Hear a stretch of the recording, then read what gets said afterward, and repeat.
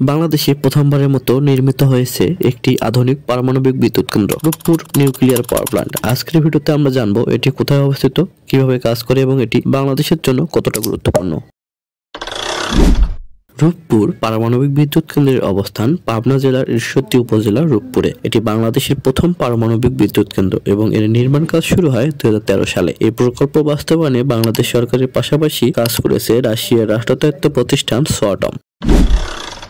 রূপপুর প্রকল্পে ব্যবহার করা হচ্ছে VVER 1200 রিঅ্যাক্টর, যা হলো জেনারেশন 3+ প্রযুক্তির আধুনিক পারমাণবিক রিঅ্যাক্টর। প্রতিটি ইউনিটের উৎপাদন ক্ষমতা 1200 মেগাওয়াট। দুটি ইউনিট মিলে মোট উৎপাদন হবে 2400 মেগাওয়াট, যা বাংলাদেশের জাতীয় গ্রিডে অনেক বেশি ভূমিকা রাখবে।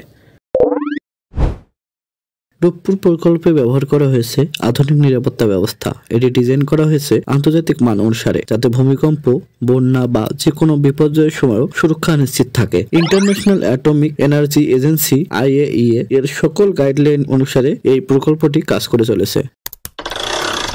এই কেন্দ্রটি পুরোপুরি চালু হলে দেশের বিদ্যুৎ ঘাটতি অনেকটাই কমে যাবে। শিল্প, কৃষি এবং তথ্য প্রযুক্তি খাতে বিদ্যুৎ সরবরাহ আরো নির্বিচ্ছিন্ন হবে। এটি শুধু বিদ্যুৎ উৎপাদনই নয়, বরং বাংলাদেশকে উন্নয়নশীল থেকে উন্নত দেশের পথে এগিয়ে নিতে সাহায্য করবে।